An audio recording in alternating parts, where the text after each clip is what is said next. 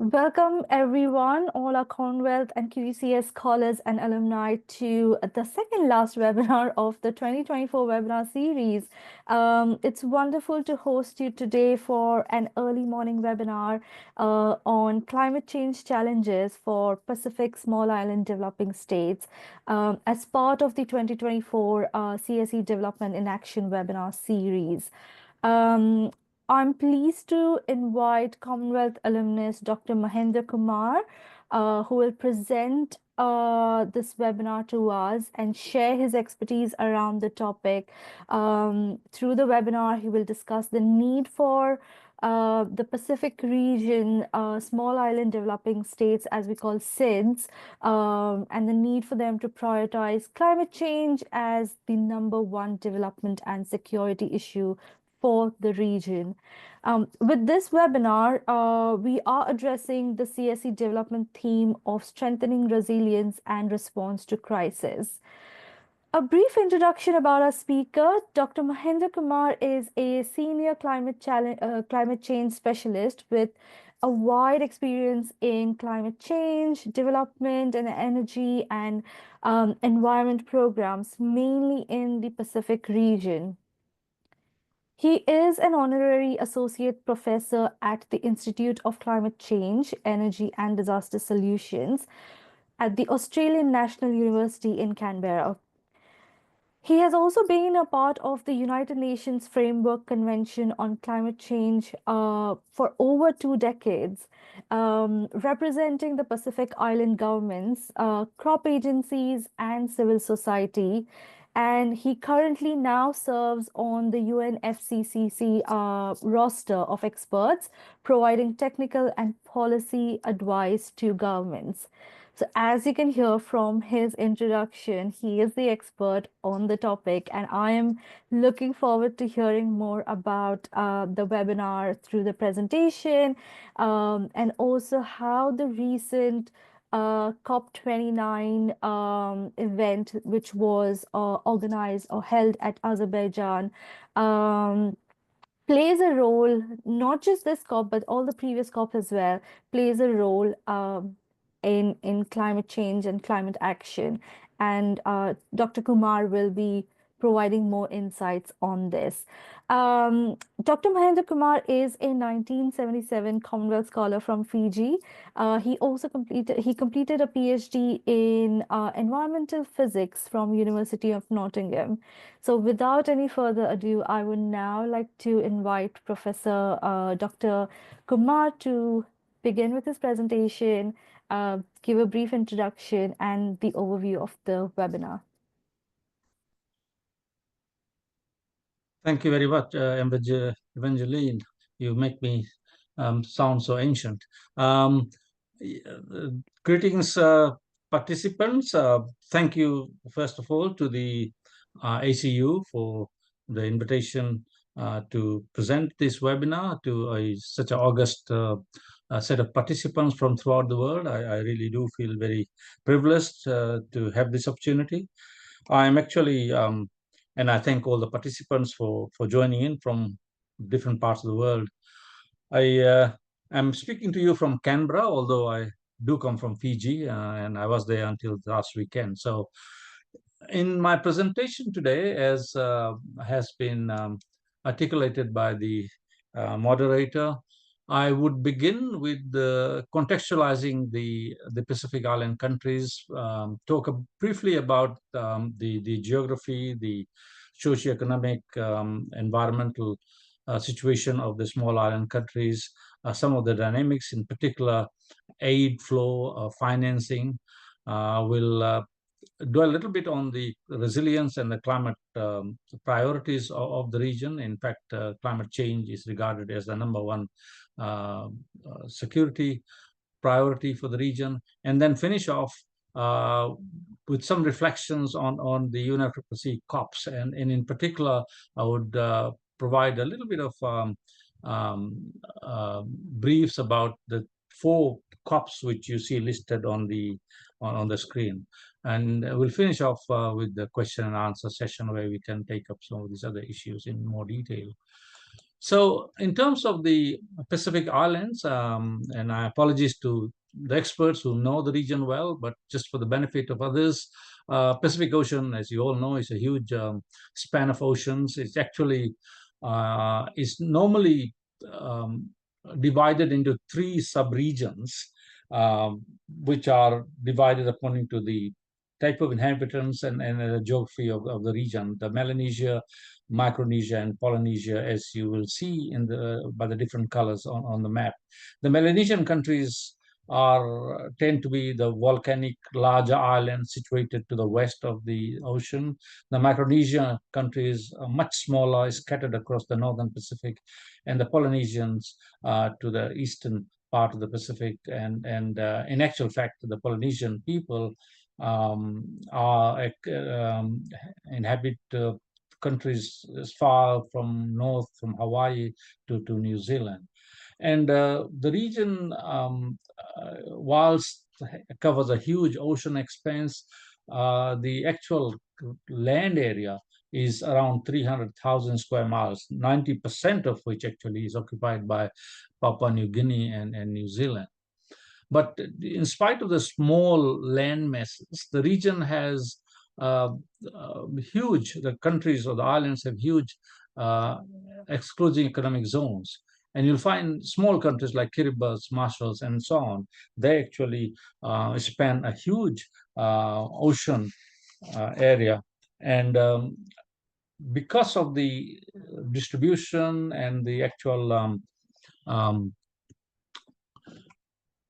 size of the countries, there is a huge diversity in terms of both the population distribution and density and the diversity in terms of the areas. So it won't surprise you to note that much of the population of the Pacific is situated along coastlines because most of the islands are basically comprises of small islands. In fact, if we exclude Papua New Guinea, which has the largest population by far of close to 9 million, the largest country or the largest population is Fiji, which has a little bit less than a million people, and then are other smaller countries whose population is less than 10,000. Ocean, therefore, plays a very important role in the lives of the Pacific Islanders. The geography of the region, in fact, as I had said earlier, the span of oceans actually and the EEZ, which the countries have jurisdiction over, is quite huge. For example, the country Kiribati from Micronesia consists of 33 atoll countries spread over 3.5 square kilometers and covers an area which is larger than India. In fact, if you look at the east and the west span of the Pacific, it actually probably is about the distance from the east to west coast of the United States. So it's a huge ocean area, and because of this, I think the small islands of the Pacific would like to, rather than classify themselves as small, vulnerable, which they are, small islands, they the new narrative which they are espousing is they are large ocean states, really because they have jurisdiction over a large area of oceans, they have extensive maritime zones, and the ocean plays a huge role in the economies, cultures, and the environments of these countries. In fact, if you look at the EEZ, which extends 200 miles from the coastline, on average, the maritime area which each of these islands control is about 28 times larger than their land area. So the oceans, just to underscore, it has such an important role in the lives of the people of the Pacific Islands. Unsurprisingly, the dependence, the economic dependence on the oceans is actually quite critical. So the industries like fisheries, shipping, healthy oceans are important for the well-being of the countries. Tourism, which by and large relies on the blue, pristine oceans of the Pacific, plays an important role in many of the islands. And the culture and the traditions are very closely linked to the sea. Because of that, the Pacific Island leadership is keen to advocate for conservation. Their actions on things like climate, sustainable ocean management is well recognized internationally. But the flip side of that, of course, is the large oceans also um, exposes these countries to a lot of disasters, natural and man-made. So the region is very vulnerable to disasters. So, in summary, the main socioeconomic circumstances of the countries are tourism, which is significant for many countries. My own country, Fiji, close to 40% of the economy is dependent on tourism, by far the largest sector. Then we have agriculture and fishing. Agriculture mostly in the larger volcanic islands, fishing the rest of the small islands, which obviously don't have much of a land area. There is a little bit of manufacturing in some of the larger countries, and many of the Melanesian countries, in particular, which have a significant land area, also have forestry and wood products as one of its major economic sectors.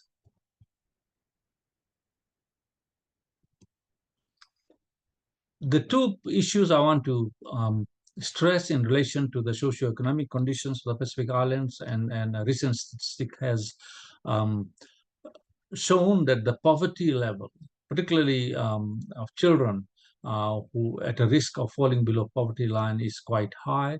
About 40% is the figure which is quoted here. And the second point which I want to emphasize is the region, because of their very limited resource base, is heavily reliant on foreign aid. In fact, if one looks at the climate development finance from development partners, 80% of it is derived from bilateral partners, and much of it actually comes from key partners such as Australia, Japan, New Zealand, and the other development multilateral banks and so on. If one looks at the dependency of aid on the Pacific, and I apologize for the quality of this graph, but don't worry about trying to read the details. The two issues which I really want to highlight here is that the aid level is quite significant. The aid actually flow comprises of both grants and loans. Majority of it is grants, but there's a significant component which is loans, and that has implications for the debt burden for these countries. Has increased considerably. It sits at close to $5 billion now. Of course, the quantum of aid to the different countries varies depending on the size and the bilateral relationships. The level of grants is significant, while although the loans actually are also a very important feature of the finance flows into the region. And if you look at some statistics here, you don't have to worry about the details. The overseas development funds, 40% of it is provided by Australia, followed by the Asian Development Bank, New Zealand, and Japan.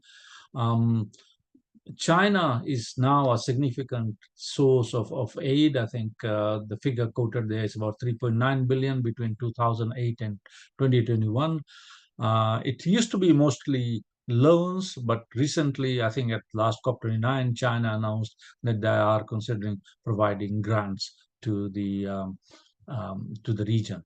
Now, the International Monetary Fund actually estimates that the annual climate adaptation gap is of the order of 6.5 to 9% of GDP, which amounts to 2.4 to 3.4 million dollars, which is quite a significant sum. Briefly, the environmental dynamics of the actual region. The vast oceans means that the countries have stewardships over huge areas of their economic exclusive economic zones. The ocean space, as I had said earlier, is 300 times larger than the land area. They have a very rich natural resource base. The EEZ of these countries hold significant biodiversity, marine life, and natural resources. So this is one of the reasons why these countries call themselves the large ocean states. The Pacific Island countries rely heavily on um, ecosystems for economic livelihoods and cultural identity. There is a high level of diversity of species and endemicity. The key threats environmentally, as you would imagine, would be sea level rise due to climate change and coral reef degradation, also extremes of weather, uh, which is affected by the El Nino La Nina patterns, as well as huge vulnerability to disasters. The effect of sea level rise and so on expands to on coral reefs due to the acidification, due to pollutions, and of course it has indirect effect on the sustainability and the livelihoods of these countries. So in short, I think one can classify the region as disproportionately vulnerable to climate change, in the sense that if you look at the emissions of greenhouse gases, CO2 emissions from the region, it's less than 0.3%. But in terms of the impacts, the consequences, um, it is very vulnerable. It's to natural hazards and climate variability, and I think that's the context of the actual discussions relating to the emphasis the Pacific Island countries place on climate security. So when you start looking at the key challenges, the impacts of climate change, this is due to the um, increased frequency of natural disasters, rising sea levels, loss of biodiversity, um, the sustainability of resources. There's a lot of pressure on the oceans and land-based resources due to climate impacts.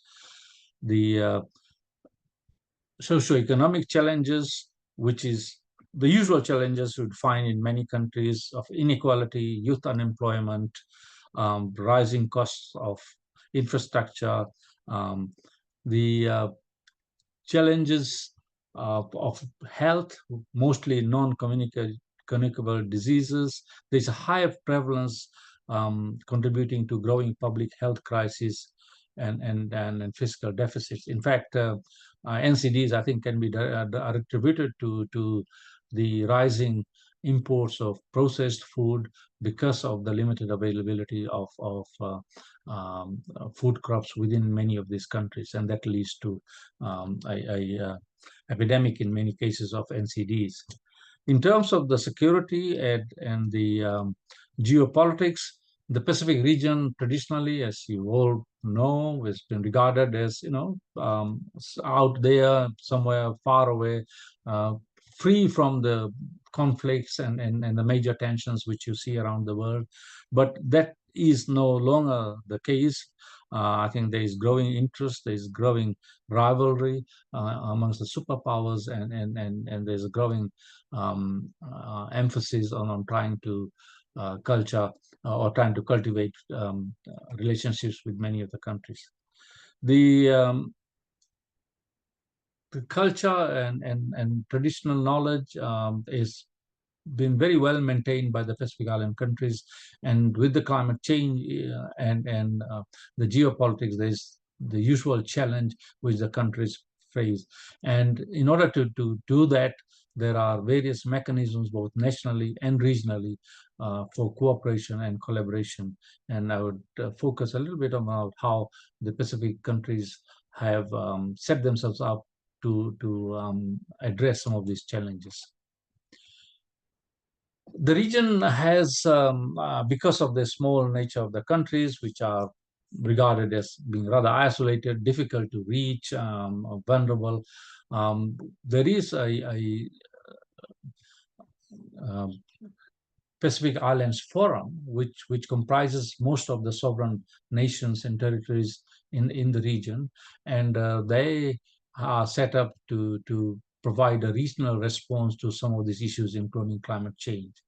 The most recent high-level framework for regional cooperation is embodied in what's known as the 2050 strategy for the Blue Pacific continent. You'll note the emphasis on the title.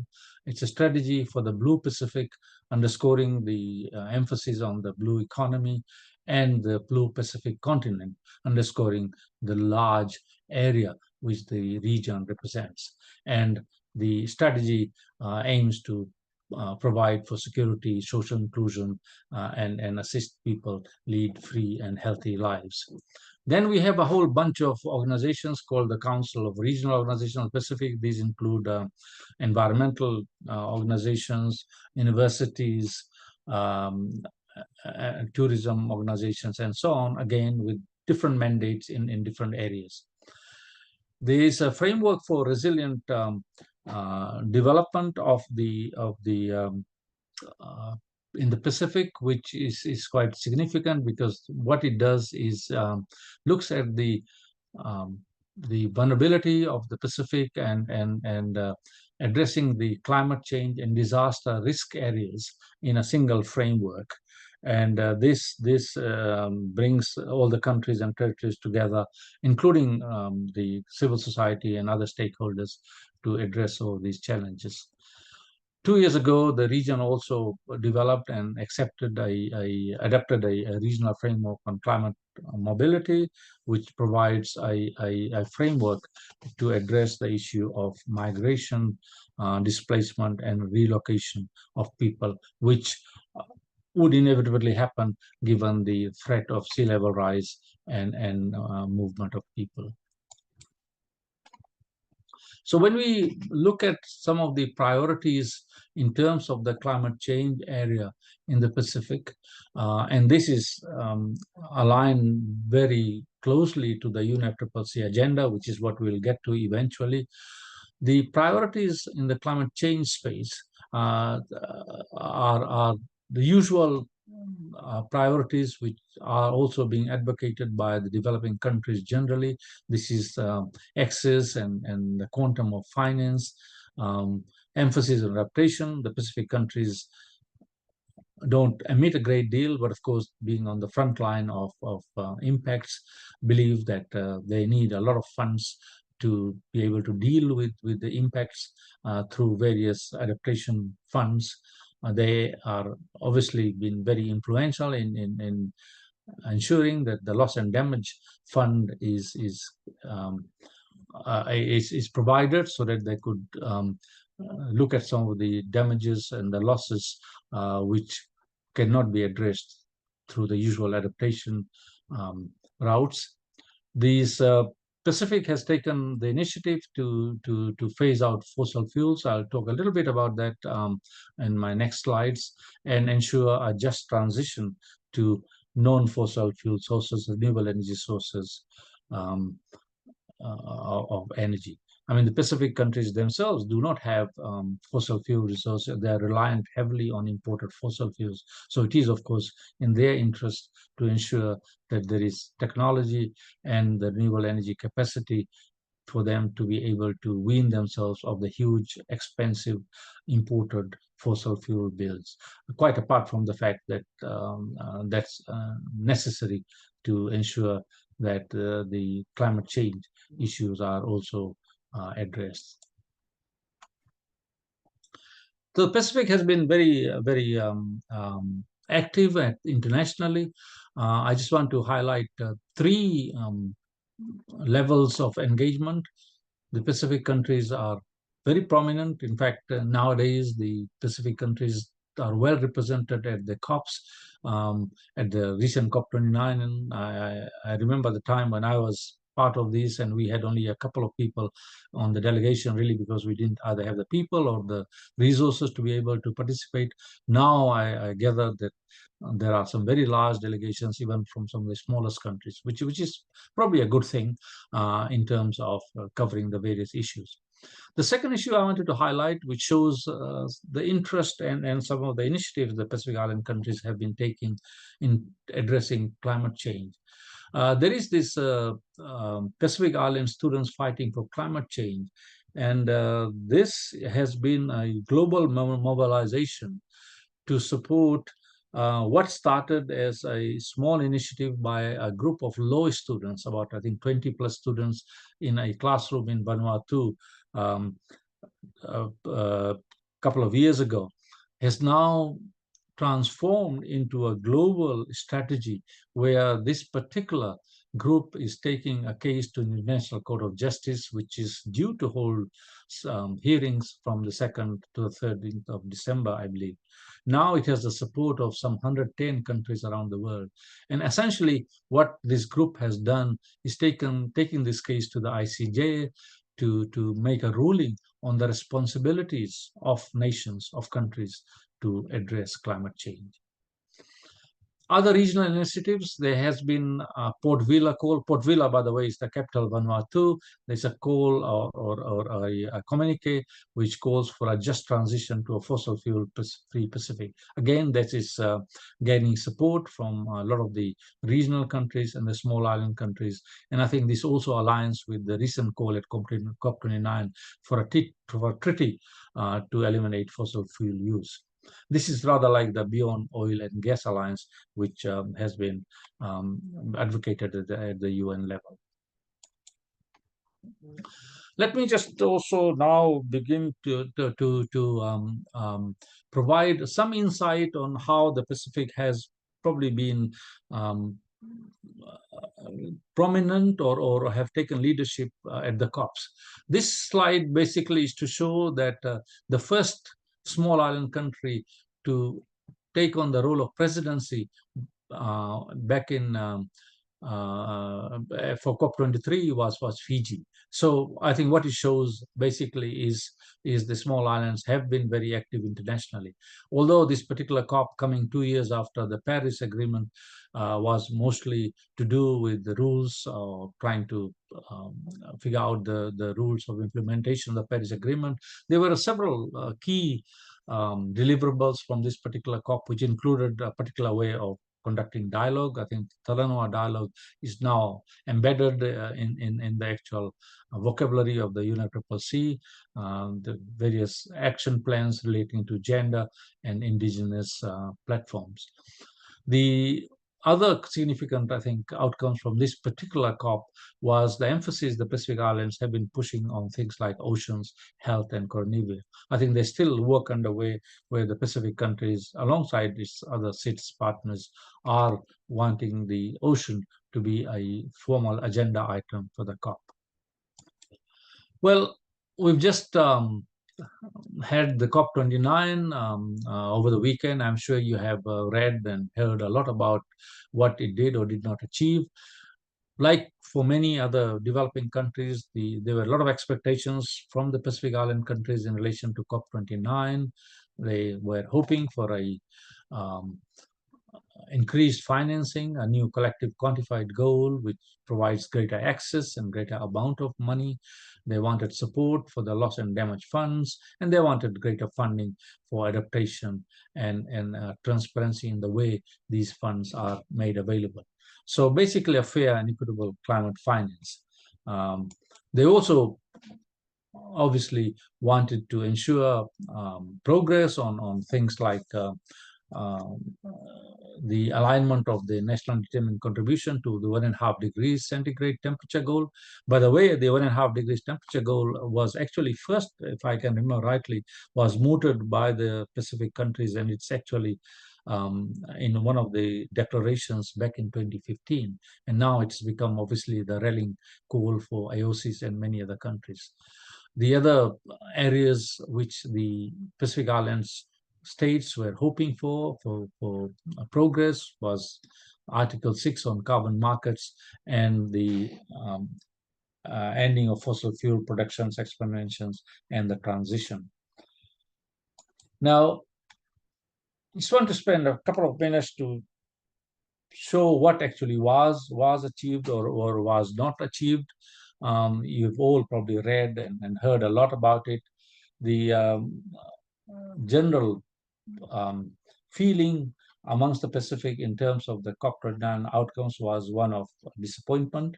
The collective quantitative goal, the expectation was for about 1.3 trillion. But in the end, as we all know, the COP agreed to a $300 billion funding by 2035, whilst it's higher than the 100 billion, which was um, the sum agreed earlier.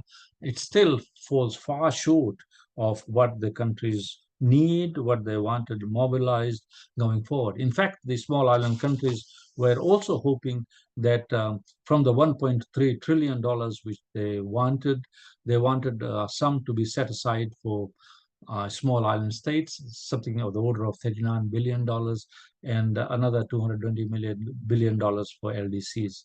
Of course, these did not happen, and as is always the case in multilateral negotiations, the figure arrived or decided on was a meager $300 billion. In relation to progress on adaptation, which was a key area of interest for the small island states, I mean, the adaptation area covered many areas such as national adaptation plans, the global goal on adaptation, adaptation fund, and responding to loss and damage, and so on. I think the general feeling was that the um, attention given to these issues were rather muted. Some of these um, details were left to the following or the follow-up meetings. In terms of the global stocktake, which attempt was an attempt to transition away from fossil fuels, basically so that the countries could provide more ambitious climate pledges which align with the 1.5 degrees centigrade. There was no outcome from COP29. The actual issue was deferred to, I think, the next year, beginning in June, and perhaps over to COP30. In terms of other outcomes from the COP29, and I'm being very brief because I know that many of you would have followed this, but we can discuss this later if need be.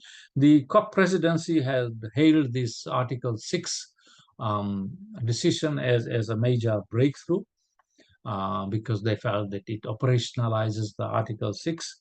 I think it's true. It did provide clarity on how the carbon market should work, and it is certainly would be very useful in terms of the country achieving their targets.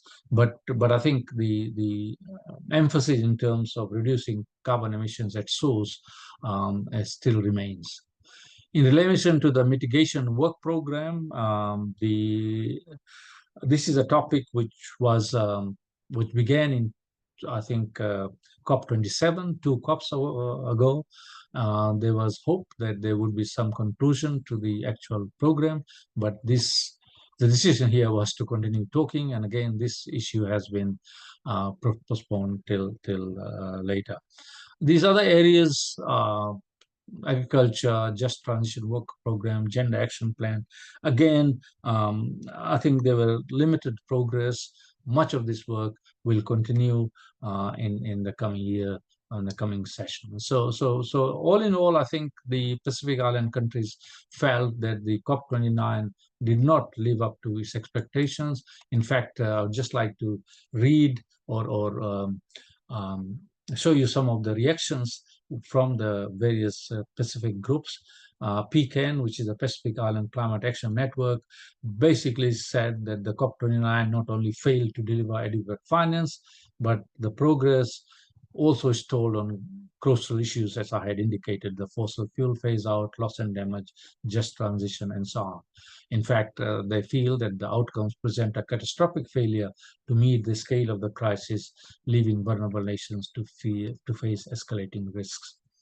The director of the Tuvalu Climate Action Network, Tuvalu, as you know, is one of the 4 atoll nations which are facing existential threat because the average altitude is only about 2 meters, and according to various modelings, about 80% of the land will be underwater in the next 50 years. For the Pacific, I think he sort of basically emphasizes that every degree in warming translates to lost lives, cultures, and homelands. And he feels that the Pacific and other vulnerable nations were silenced in Baku. The weakened loss and damage fund to transition principles, the COP has failed to deliver the sort of climate justice which they were hoping for. So that's a brief summary of what the Pacific feels in relation to the recently concluded COP29. There's a lot being analyzed and written about, but essentially, I think that was the reaction. Insofar as the Pacific is concerned, the countries are continuing their fight, and the climate security is really the number one concern for the countries.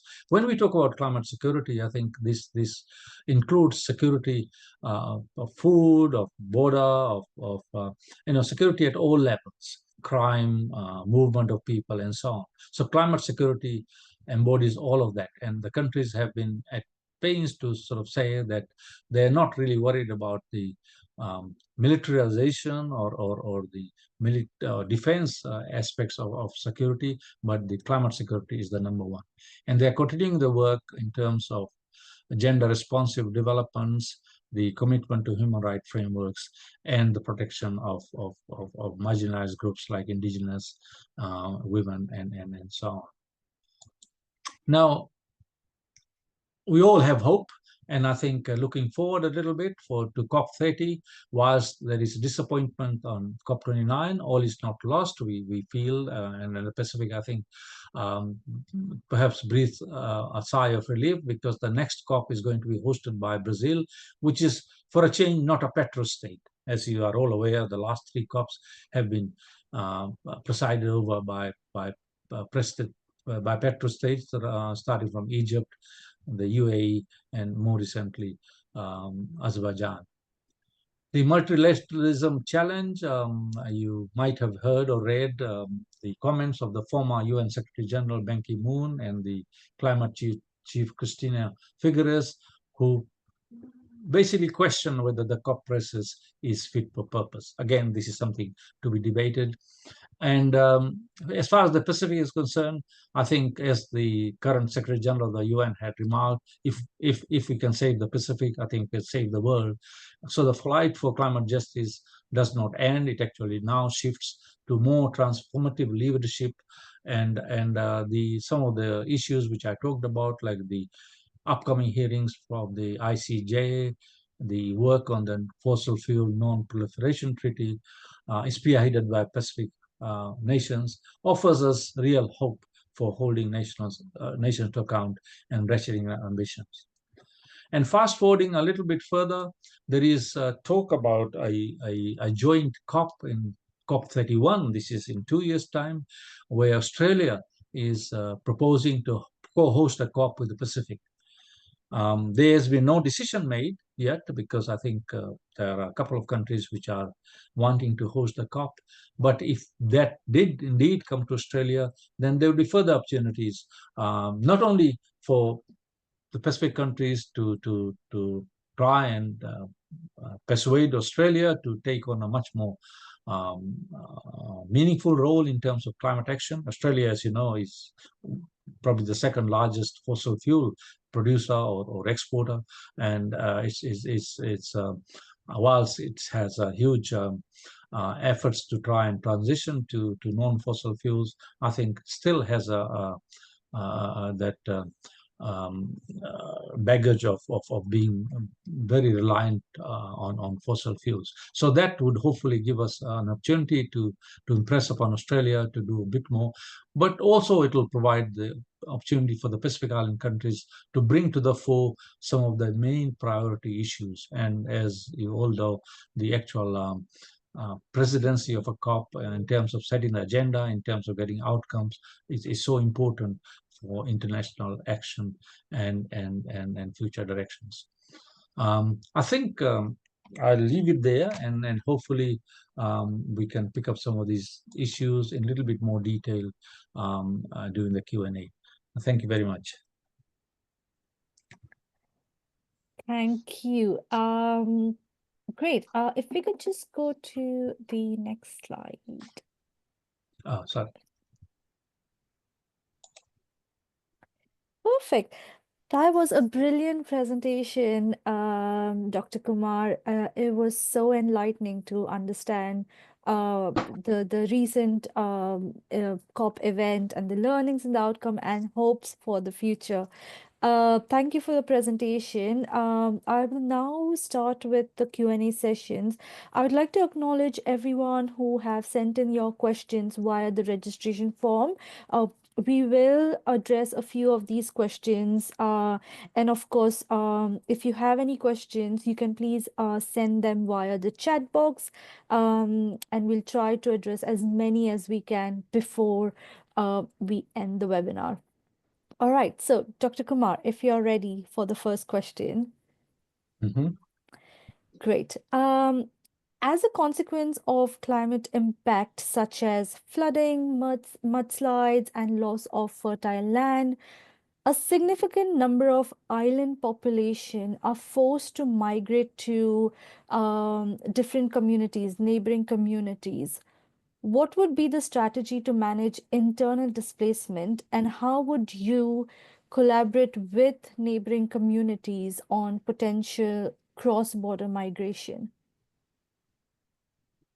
Yeah, that's a very interesting point, because indeed that is happening. In fact, um, some of you may know that Fiji has now developed what they call relocation guidelines, and vulnerability assessments of the country has shown that there are many communities in the Fijian group, and indeed in the entire Pacific region, which are vulnerable to the impacts of waves, coastal erosion, and loss of land and livelihoods. So there is a feeling that some of these communities need to be relocated away from these areas where they can begin life. But it's not such a simple, straightforward matter, because relocating people internally requires some understanding amongst not only the communities, the different owners of this land, particular procedures which has to be followed,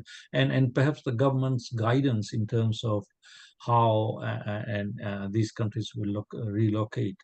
The Pacific communities, as many of you know, are communal people, so they're very accommodating. So they would obviously be their doors and their land would be very open to others who are facing these threats. But for the long-term sustainability of this arrangement, there needs to be proper protocols and guidelines um, to allow for this orderly migration, and ensuring that the rights of both the communities which are migrating and those where they are migrating to are respected, and it doesn't cause further rifts or tensions in relation going further down the line. So this is sort of happening to some extent, but certainly these are things which I think the future impacts of climate change will lead to, and the countries through the various frameworks. I mean, I talked about the climate mobility framework, which really covers a whole slew of issues at all levels, tries to foresee these and address these to assist countries develop their own procedures. Thank you so much for addressing that question. Moving on to the next question. What are some of the practical actions taken by Pacific SIDS in combating climate change in the region? Are these actions collective? That is, are the states working in collaboration with each other, or are they working independently? And what are the future prospects? Yeah, I think that's a very important point. I think in my slide where I tried to show how the Pacific countries are responding, one thing which unites the Pacific is their common understanding and belief that climate security is their number one, the climate threat, the climate security issue is their number one thing. So there is no dispute about that, and all the countries are in full agreement. They're all joined by the same ocean, and the same ocean obviously impacts in whatever way, both in terms of livelihood, in terms of the vulnerability and the fragility of the particular ecosystems. In the region, there are many regional frameworks for regional cooperation, for addressing some of these issues.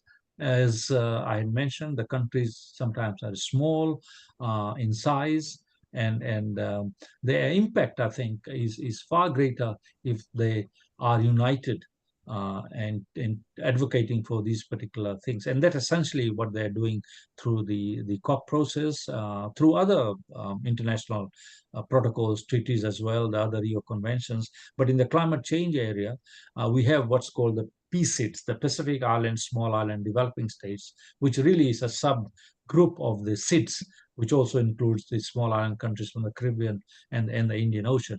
And the PSIDS have organized themselves, and I mentioned the framework for resilient development, the 2050 strategy for the Blue Pacific, and the various other frameworks and strategies which the countries have are part of. And these strategies and regional frameworks are really underpinned by national frameworks and strategies. So basically, it's inclusive. It allows countries to do things on their own. Of course, at a local level, there is obviously there is a lot of diversity in terms of the circumstances, but at a particular level, in terms of some of the demands, like for the COP, as we had seen in COP29, as well as we'll continue to see in the future, there certainly are common stances on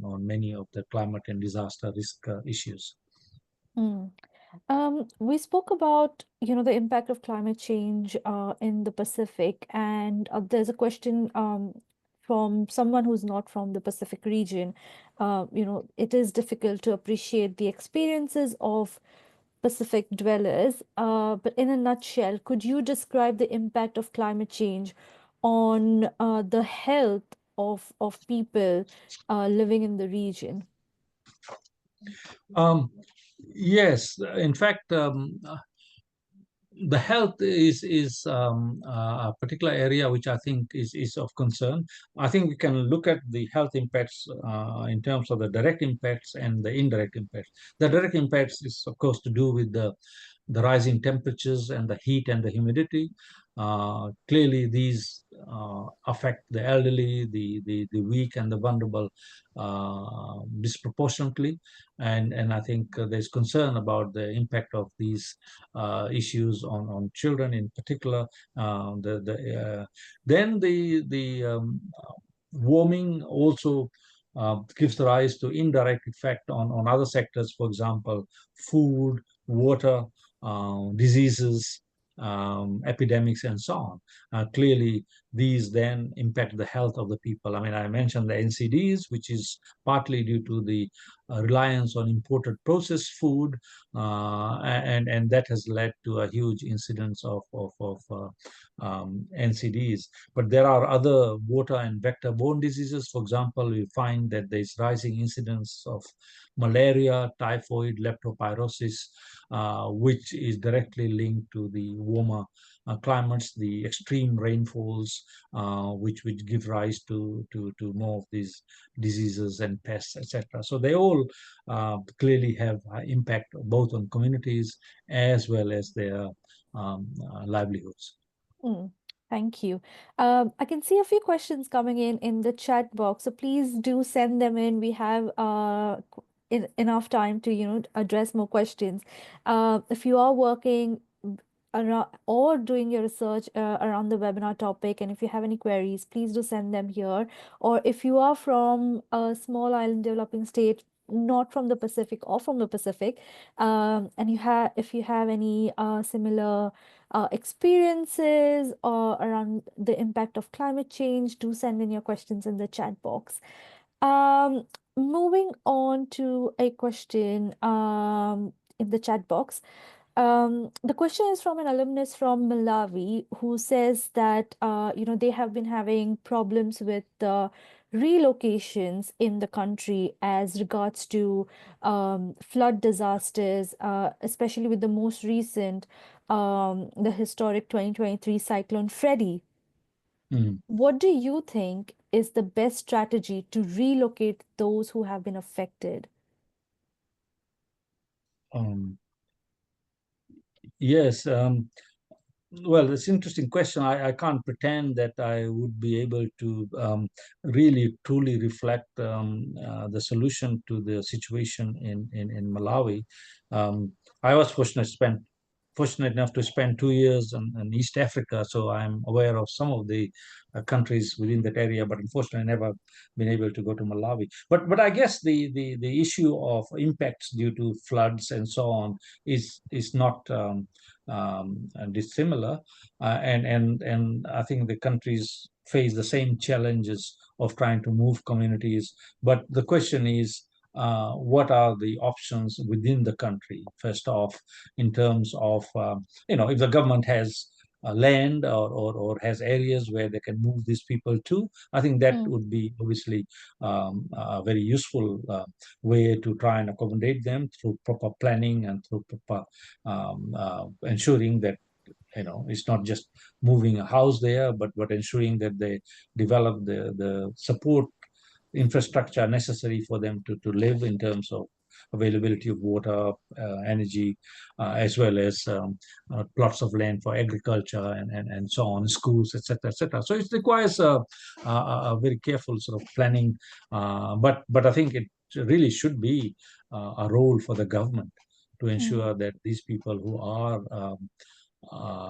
have been displaced due to whatever reason are provided the means and the ways to move and continue to obviously have a decent life.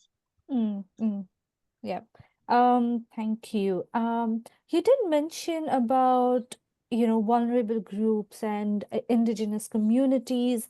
So working with indigenous communities and local communities who often own and have rights over natural resources, how can we ensure that we safeguard the traditional values and the way of life and add value to protect rather than cause harm or erode their identity as, people from the indigenous communities? Yeah, I think that's an area which is thankfully is getting more and more attention now in the international discussions and strategies, etc. Most of the indigenous people, as I said, in the Pacific, and I guess same applies to many parts of the world, have that particular relationship to the environment, be it the terrestrial environment, in our case, mostly the marine environment, Mm, and they have also used their traditional knowledge. The Pacific Islanders are great navigators. In fact, if one mm, goes back to the history, they use the stars and the ocean currents and so on to find their way around and have moved from one place to the other. So they have a particular understanding of the way they could coexist. They also have mechanisms, for example, of conservation. Particular seasons when they may or may not harvest particular species. When they feel that the numbers are declining, particular areas which can be set aside for particular periods of time. So these are some of the strategies which they have been using. So I believe this traditional knowledge can be very well integrated with the modern science and and, mm, and some of the new evidences, which of course some of the strategies. Uh, Traditional strategy may no longer work given the huge impacts and given the climate change, accelerating nature of the climate change.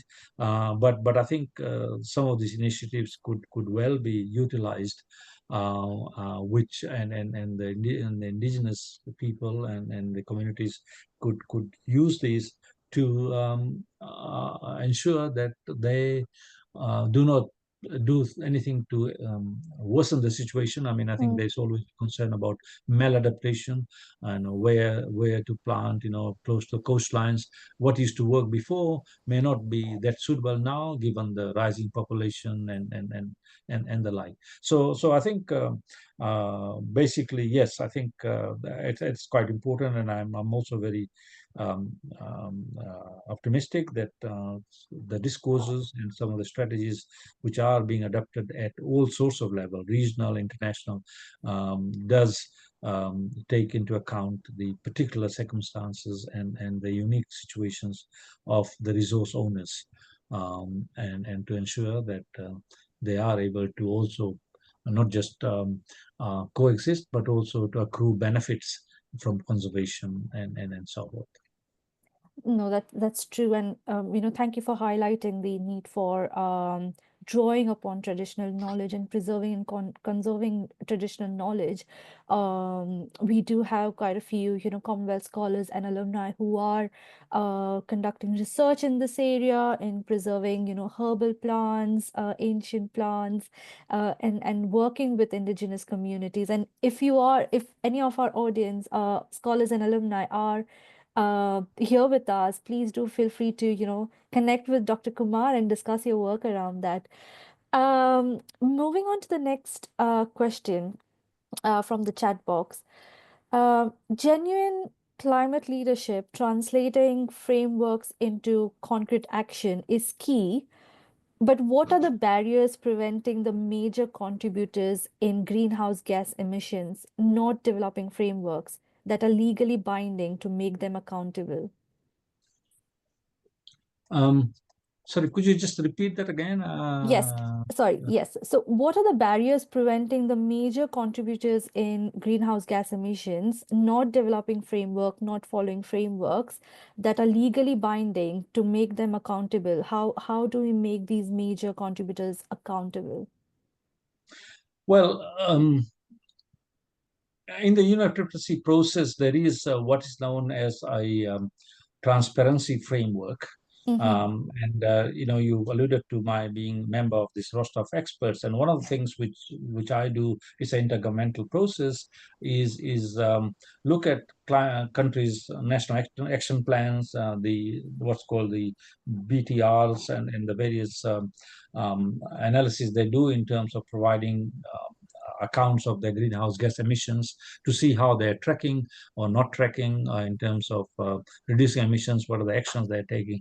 Unfortunately, like in many intergovernmental process, these things really cannot be enforced per se. I think at the best, they are highlighted that these are the issues, and I think it is incumbent upon individual countries to take actions which in aligned with their own national circumstances. Mm. I think I'm not sure what the question was referring to, but I think there is this debate amongst the rich, powerful, industrialized countries, which we rightly feel are really responsible for the current state of affairs. Mm. They have historically been responsible for the emissions, and they have actually industrialized on the back of use of fossil fuels, and of course these problems. And by right, they really should take the lead in taking actions to arrest this, as well as providing the necessary finance to enable the other developing countries, which really have other priorities as well, for them to do so. And there are lots of principles, like principles of equity, the common but differentiated responsibilities of countries, which countries like India and China and others obviously quite rightly always highlight that yes, I mean, whilst their emissions are rising, but they need to look after more than 1 billion people, and they are at a much lesser state of development than some of the richer countries. So I think this political debate, but I think the good thing is this process actually enables these countries to talk, come together, forge um, uh, partnerships and actions. And I dare say, although they may actually be saying things in very different ways at international meetings, but most countries, I think, are very active in terms of the actions they're taking really to be able to arrest some of these, because they all are threatened by the impacts of climate change. I mean, at one stage, as you know, I think when I came into the scene, most countries thought that adaptation was only for developing countries because the developed countries were immune from the impacts. But now, given all the incidents of bushfires in Australia to the floods in Spain and Italy Mm, and all sorts of consequences in the other countries, I think we all realize that no one is really immune from the impacts of climate change, and I think it does require everybody's united and concerted action. mm. Just related to that, you did mention India, and there is a question around, uh, you know, Smog. yes. Um, there are South Asian countries and other countries around the world as well who are not major contributors to greenhouse gas emissions. But recently, last week, for example, the capital city in India, Delhi, faced smog, the issue of smog, and there are other cities around South Asia as well facing similar concerns. In your opinion, are there any solutions to smog? I wish there was. I would become a. Yeah, well, I've been reading about this smog situation in India and sort of Pakistan and so on. Of course, Yes. it is very worrying. I believe it's also aligned to the agricultural season where there's a lot of burning of agricultural sort of residues and so forth.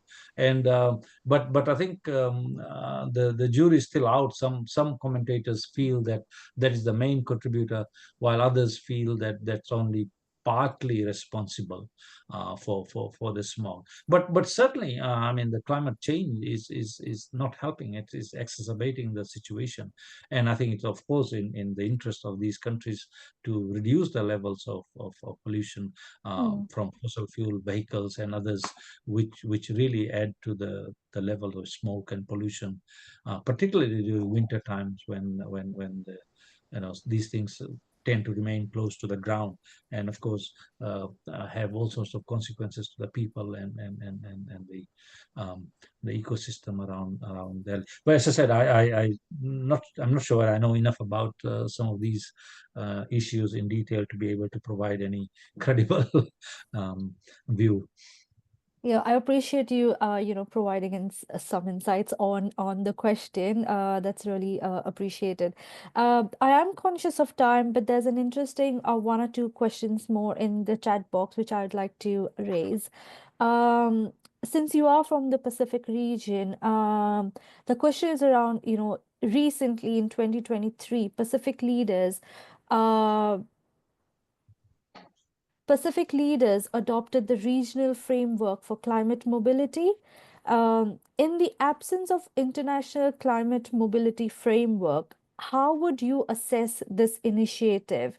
Do you foresee any challenges and prospects with regard to this initiative? Um, Yeah, I mean, it's early days for the implementation. As far as I understand, the climate mobility framework, which was adopted as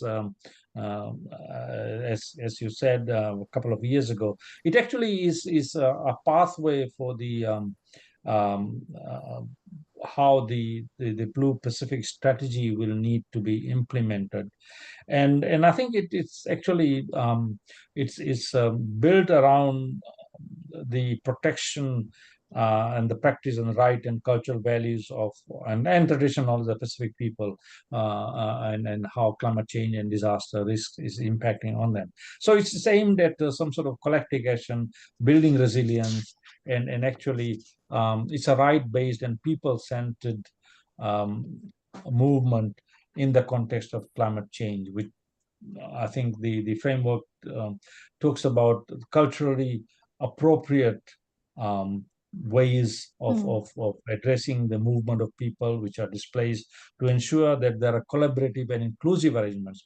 Clearly, the movement of people between the countries and amongst the countries would ensure that these people who are both moving and where they're moving to are given the dignity, the respect, and the in terms of other strategies which I think it talks about, as far as I could figure out, this is migration. I think the region has talked about all sorts of ways of migrations. To most of our people go to New Zealand, Australia, US, and so on. Not surprisingly, because these are the richer countries and the rim countries which have more opportunities than our own countries. A lot of the Micronesian countries, they also are have access to US, so there is a Hmm. lot of movement there. But people move for employment, for education, for family reunifications, and I think the framework, basically the mobility framework, looks at a more coordinated and a collaborative approach Mm-hmm. to deal with these issues. Not too long ago, I think Australia and Tuvalu signed an agreement they called the Falapili Agreement, under which I think Australia has agreed to take a certain number of Tuvaluans on an yearly basis. Now, one could argue that that's also perhaps a way to respond to possible issues arising due to sea level rise and loss of Hmm. land in the future. But this is a sort of more dignified way of moving people, rather than suddenly find that they have to move en masse due to a Hmm. particular crisis. So yes, that's, I think, at a general level what the mobility framework attempts to do. That's quite interesting to know. Um, One last question.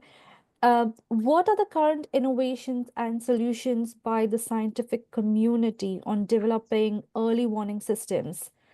Um, and also, are there any ongoing ecosystem-based adaptive strategy in regions or national or regional planning? Yes, I think just take the latter part of your question first. Yeah. There is a lot of emphasis now on nature-based solutions, and we have had a lot of support through projects and grants from organizations, international organizations like IUCN, which have begun adaptation strategies at different levels, communities, and so on, which is more sort of nature-based, and that's clearly a very useful adaptation strategy. The the first part of the question was, sorry, um, So the first part of question was, what are the current innovations and solutions by the scientific community of the scientific on community. on developing early warning systems? Yes, yes. I think the early warning systems, I mean, I think those are extremely important. The country, the region relies quite heavily on technology, which can be accessed from the obviously the more industrialized nations. But the Pacific is a huge expanse of ocean, and in terms of monitoring, in terms of getting necessary data, even for adaptation, is Hmm. actually a huge challenge. So the early warning systems, which can look at monitoring floods to waves to even temperatures, and generally keeping a record of how the acidity of the oceans are changing, etc., in different areas, is a huge challenge. And the countries, I think, are doing whatever they can within their powers. We don't have such a huge R&D base, and I think in the UNFCCC space, there is this item on technology transfer, and much of the region actually relies on technology which will assist in terms of providing this early warning system, and a lot of them have actually been implemented, which really is translated in far lesser loss of life when it comes to some natural disasters like cyclones and floods, etc. Because there is that warning which is again being given by the forecasters, for example, in the meteorology department, when there is the prospect of flash flooding and so on. So these Mm. are ongoing work, very important aspects, I think, in terms of saving lives, in terms of adjusting and ensuring that properties and lives can be saved in such disasters. Great. Well, with this, we come to an end of the Q&A session. Thank you so much for responding to all the questions that we received via the registration form and in the chat box. Apologies if I have missed any of your questions, but please feel free to connect with Dr. Kumar. We have Dr. Kumar's contact details on the previous slide. Dr. Kumar, if you can just go to the previous slide, please. Yes, sorry. My email is there. Yes. Yes. So if you would like to connect with Dr. Kumar to, discuss the webinar topic further, to just connect with him over his work in climate change in the Pacific region, SIDS focus, please do feel free to get in touch with him. He is also available on LinkedIn, so please do search for his name on LinkedIn. And yes, thank you so much, Dr. Kumar, for your presentation as well as for engaging with our scholars and alumni community through the Q&A session. Um, did you have any final words before we end the webinar?